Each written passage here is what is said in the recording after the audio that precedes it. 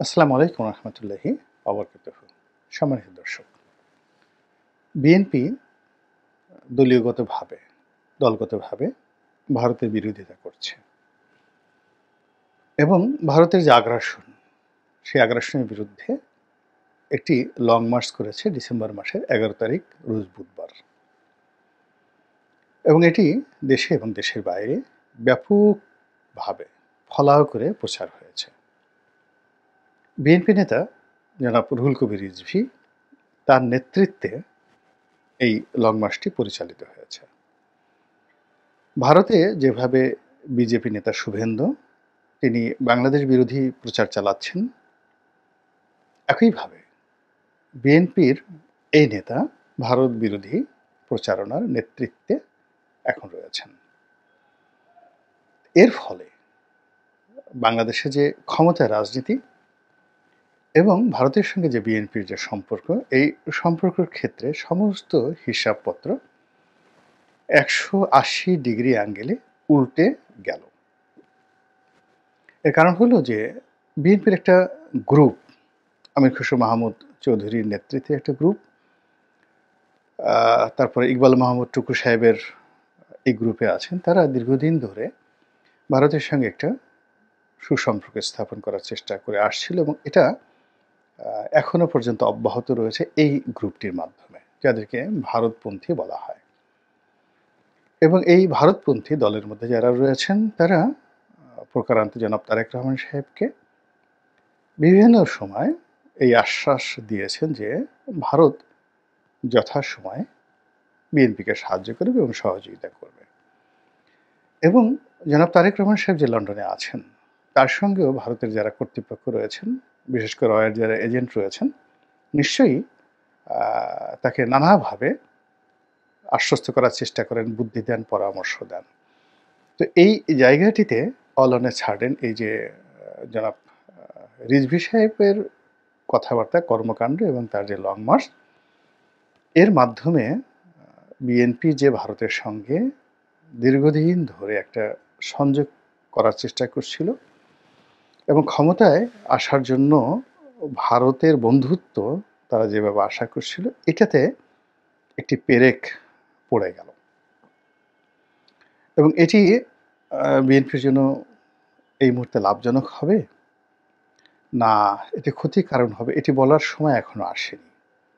এই কারণ হলো রাজনীতিতে আসলে ইউটার্ন করতে হয়, তারপরে শেষে অ্যাবাউট টার্ন করতে হয়, এটা একটা স্বাভাবিক ব্যাপার। তো একেবারে সেই প্রথম থেকেই যখন শহীদ প্রেসিডেন্ট জিয়াউর রহমান সাহেব ক্ষমতায় এসেছিলেন, তখন থেকেই মূলত ভারতের সঙ্গে বিএনপির যে সম্পর্ক, এই সম্পর্কটি নানাভাবে টানাপোড়েনের মধ্যে ছিল। যেমন দেখা গেল যে শহীদ প্রেসিডেন্ট জিয়াউর রহমান সাহেব তিনি রাষ্ট্রীয়ভাবে ভারতের সঙ্গে সম্পর্ক স্থাপন করতে চাচ্ছিলেন, কিন্তু ভারতকে আবার থ্রেট দেওয়ার জন্য তিনি আবার ফারাক্কা অভিমুখে মাওলানা ভাসানী যে লং মার্চ করেছিলেন, সেই লং মার্চটিকে তিনি বাধা দেননি। তো এটা নিয়ে শেষমেশ কিন্তু ভারতের সঙ্গে শহীদ প্রেসিডেন্ট জিয়াউর রহমানের যে সম্পর্ক, এটি নষ্ট হয়ে গিয়েছিল এবং তার পরিণতি বিএনপিও ভোগ করেছে এবং শহীদ প্রেসিডেন্ট জিয়াউর রহমানও ভোগ করেছেন। আবার শেখ হাসিনার সঙ্গে ভারতের যে সম্পর্ক, এখানেও শেখ হাসিনা বেশ কয়েকবার ডুয়েল খেলার চেষ্টা করেছেন, ডবল স্ট্যান্ডার্ড তিনি শো করেছেন। তিনি কখনো আত্মতৃপ্তিতে যে তিনি বড় হয়ে গেছেন, ভারতের কোনো সহযোগিতা তার দরকার নেই, দ্বিতীয়ত তিনি ভারতকে যা দিয়েছেন ওটি ভারত 14 জনমেও তার ঋণ শোধ করতে পারবে না, এই কথা তিনি প্রকাশ্যে বলেছেন। এটা ভারত স্বাভাবিকভাবেই নেয়নি। ভারত তাকে সবসময় মনে করেছে যে তিনি দিল্লির অনুগ্রহ ভাজন ভাজিকা। দিল্লি তাকে ক্ষমতায় বসিয়ে রেখেছে, তার যারা প্রতিপক্ষ তারা তাকে টিটকারি করে বলতো শেখ হাসিনা হলেন দিল্লির দাসী, কৃতদাসী, আরও অনেক কথা, অশ্লীল অশ্রাব্য কথা আওয়ামী লীগ বিরোধী লোকজন বলে আসছে। তো এই কথাগুলো শেখ হাসিনা হয়তো শুনেছেন, তাকে মর্মাহত করেছে, বেদনাহত করেছে এবং তিনি সেই জায়গা থেকে বের হওয়ার জন্যে তিনি আমিই সব, আমার হাতে সব ক্ষমতা, তিনি বারবার স্বাধীন হওয়ার চেষ্টা করেছেন। দিল্লি দাসীর পরিবর্তে আ দিল্লিকে নিজেদের বা নিজের দাস বানানোর জন্য তিনি ঔদ্ধত্য দেখানোর চেষ্টা করেছেন মাঝে মধ্যে। এই গেল এক। যেটি বঙ্গবন্ধু চেষ্টা করেছিলেন, কিন্তু পারেননি। শেখ হাসিনা তৃতীয়বারের মতো এই তার যে ছলচাতুরি নির্বাচন, এটাতে সফল হওয়ার পর তার যে উষ্মা, তার যে ক্রোধ, তার যে রাগ, এটা বহু গুণে বেড়ে গিয়েছিল। ফলে তিনি ভারতের সঙ্গে খেলার চেষ্টা করেছেন। এটি ভারত স্বাভাবিকভাবে নেয়নি। দ্বিতীয়ত তিনি আসলে আ চীনকে অস্বীকার করতে পারেননি। তার লোভ হয়েছে চীনের সঙ্গে তিনি একটা সম্পর্ক স্থাপন করবেন এবং তার একটা পররাষ্ট্রমন্ত্রী ছিলেন, তিনি বলেছেন যে চীন তো আমাদের জন্য বস্তা ভরে টাকা নিয়ে বসে আছে। তো চীনের সঙ্গে সেই যে কূটনৈতিক সমঝোতা, এটা ভারত স্বাভাবিকভাবে নেয়নি। তিনি আমেরিকার সঙ্গে একবার সম্পর্ক করতে চেয়েছেন, আবার আমেরিকার সঙ্গে একবার সম্পর্ক নষ্ট করতে চেয়েছেন। কিন্তু বিকল্প তিনি শক্তির সন্ধান তিনি করেননি। এই কারণ হলো চীনের সঙ্গে তো যদি তার বন্ধুত্ব বা আমেরিকার সঙ্গে যদি তার বন্ধুত্ব করতে হতো, তিনি যদি সরাসরি আইএসআইয়ের সহযোগিতা নিতেন, পাকিস্তানের সহযোগিতা নিতেন, যেটা বর্তমানে ইউনূস সরকার করছেন, তাহলে ওটা খুব দ্রুত হতো। রাতারাতি একেবারে সরাসরি একেবারে আপনি কারো দরবারে যাবেন, সবাইকে তো পিঠ ধরতে হয়। এটাই তো আমাদের এই সমাজের নিয়ম। তো সেটা না করে তিনি ২ হাতে পাকা খেলোয়াড়ের মতো খেলার চেষ্টা করেছেন এবং সেই খেলার ফলে তিনি যে অবস্থার মধ্যে পড়েছেন, আপনি দেখবেন যে এগুলো যখন গবেষণা হবে, সবাই দেখবে যে এই যে শেখ হাসিনার পতনের পেছনে আমেরিকা এবং ভারতের জয়েন্ট একটা অপারেশন ছিল এবং তারাই এই শেখ হাসিনাকে সেখানে নিয়ে গিয়েছে। এই অবাধ্য শেখ হাসিনাকে বাধ্য করার জন্য, তাকে উচিত শিক্ষা দেওয়ার জন্য এবং তার সঙ্গে আগামীতে আরও বড় পরিসরে বাংলাদেশে তাদের যে এজেন্ডাগুলো রয়েছে, সেটা বাস্তবায়নের জন্য তারা একটা বাংলাদেশকে অস্থিতিশীল করার জন্য একটা সুযোগ যে তৈরি করার চেষ্টা চালাচ্ছে। এইজন্য তারা শেখ হাসিনাকে আইদার দুর্বল করে নিজেদের ক্রীতদাসী বানাতে হবে, আবার শেখ হাসিনার অবর্তমানে যে অরাজকতা তৈরি হবে, সেই অরাজকতা তারা গোলাপানিতে মাছ শিকারের মতো একটা ব্যবস্থা করবে, যেটা তারা এখন করে যাচ্ছে। তো এটা শেখ হাসিনার সেই পরিণতি, আ যে সেখান থেকে বিএনপি কিন্তু এখনো শিক্ষা নিতে পেরেছে কিনা আমি বলতে পারব না। তবে অতীতে বিএনপির যে দোদুল্যমানতা, এই দোদুল্যমানতার কারণে কিন্তু বিএনপিকে অনেক মূল্য পরিশোধ করতে হয়েছে। আপনারা জানেন যে সংসদে যখন ৯th পার্লামেন্টে আ বেগম খালেদা জিয়া বিরোধী দলীয় নেত্রী, তখন শমশের মুবিন চৌধুরী পররাষ্ট্র সংক্রান্ত বিএনপির যে বিষয়াদি তিনি দেখতেন এবং তার সঙ্গে দিল্লির একটা নিদারুণ সম্পর্ক ছিল, ভীষণ রকম সম্পর্ক ছিল এবং সেই সম্পর্কের ভিত্তিতে তিনি আ মোটামুটি দিল্লিকে শেখ হাসিনার বিরুদ্ধে খেপিয়ে তুলেছিলেন, অনেকটা খেপিয়ে তুলেছিলেন এবং যদি হেফাজতের ঘটনা না ঘটতো এবং শেখ হাসিনা যদি আ আত্মসমর্পণ না করতেন ওই সময়টাতে এবং বেগম জিয়া যদি পরবর্তীতে সিদ্ধান্ত নিতে পারতেন, তাহলে হয়তো ২০১৩ সনেই আওয়ামী লীগের যে পট পরিবর্তন, এটা কনফার্ম হয়ে যেত। ২০১৪ সনে ইলেকশন হতো এবং বিএনপি ক্ষমতায় আসতো। সেটা কিভাবে হলো? শেখ হাসিনার আচার-আচরণে ভারত ২০১২-১৩ সনে বিরক্ত হয়ে পড়েছিল এবং ওই সময়তে শেখ হাসিনাও কিন্তু বিরক্ত হয়ে পড়েছিলেন এবং তিনি প্রকাশ্য সংসদে তখন তিনি বলেছিলেন, বেশ কয়েকবার বলেছিলেন যে তাকে ক্ষমতাচ্যুত করার জন্য দিল্লি চেষ্টা করছে এবং এর আগেও দিল্লি গ্যাস চেয়েছিল। তিনি দেননি। এই কারণে ১৯৯৬ থেকে ২০০১ পর্যন্ত চমৎকার একটি শাসন তিনি বাংলাদেশকে উপহার দিয়েছিলেন। তারপরেও ভারত তাকে ক্ষমতাচ্যুত করে বিএনপিকে বসিয়েছিল এবং বিএনপি এখন আবার সেই পুরনো খেলায় মেতে উঠেছে, ভারতও পুরনো খেলায় মেতে উঠেছে। এই কথাটি কিন্তু উনি পার্লামেন্টে দাঁড়িয়ে ২০১১ সনের দিকে সম্ভবত তিনি বলেছিলেন। এই গেল এক দৃশ্য।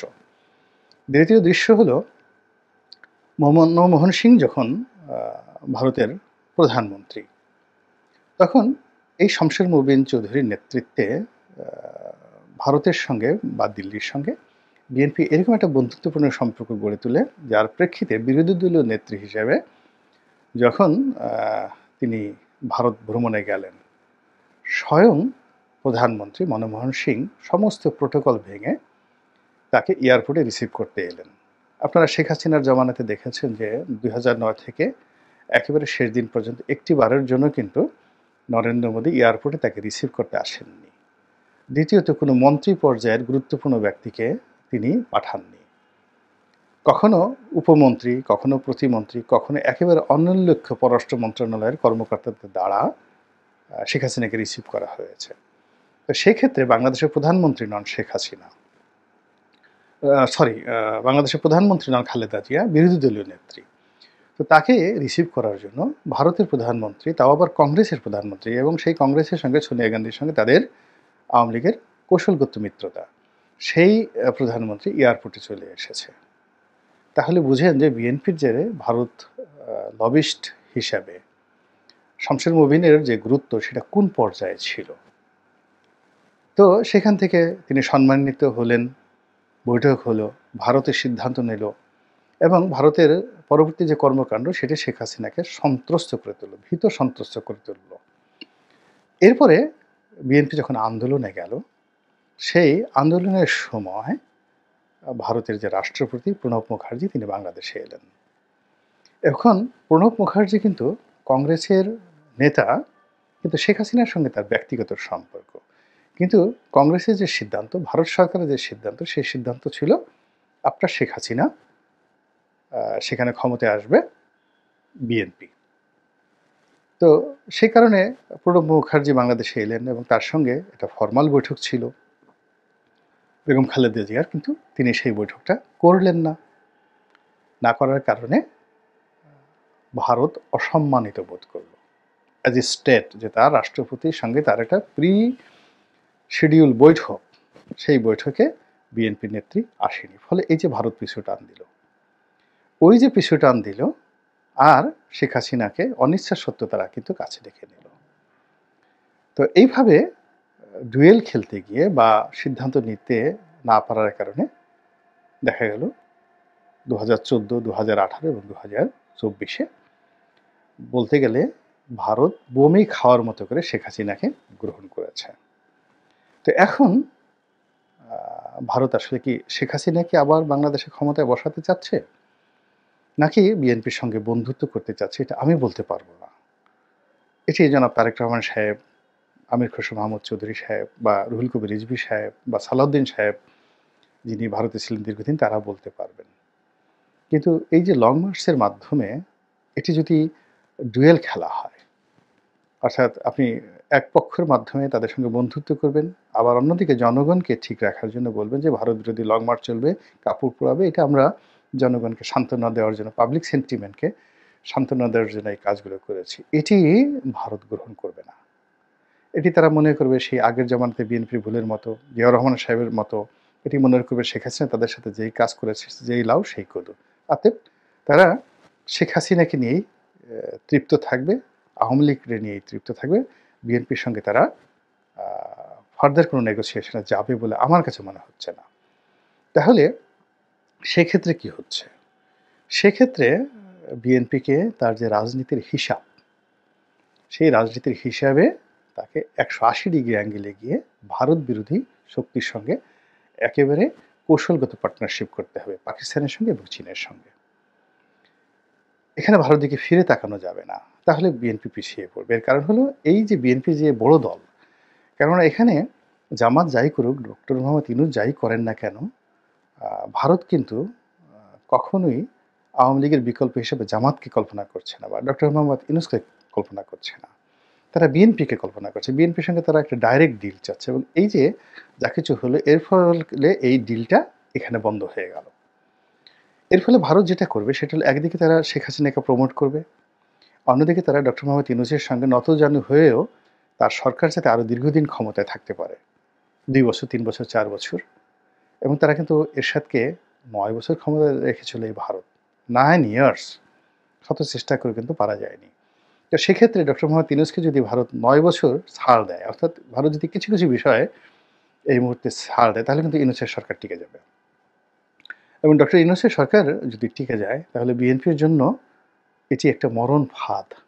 একেবারে আওয়ামী লীগের চেয়ে বিএনপি বিপদে পড়ে যাবে এই মুহূর্তে। এবং জামাতের সঙ্গে তাদের যে বিরোধ, সেই বিরোধে জামাত সঙ্গতিকরণ ইউনূসের পক্ষে চলে যাবে। ফলে কি হলো? দেখেন এই একটা লং মার্চের কারণে পুরো রাজনীতির যে হিসাব, আমার দৃষ্টিতে মনে হলো যে এটা একেবারে সম্পূর্ণ ১৮০ ডিগ্রি অ্যাঙ্গেলে উল্টে গিয়েছে। আপনি কি মনে করেন? যদি দ্বিমত পোষণ করেন, ভিন্ন মত পোষণ করেন, কমেন্ট করে জানান। আল্লাহ আমাদের সবাইকে হেদায়েত দান করুন এবং হেফাজত করুন। আসসালামু আলাইকুম ওয়া রাহমাতুল্লাহি ওয়া বারাকাতুহু।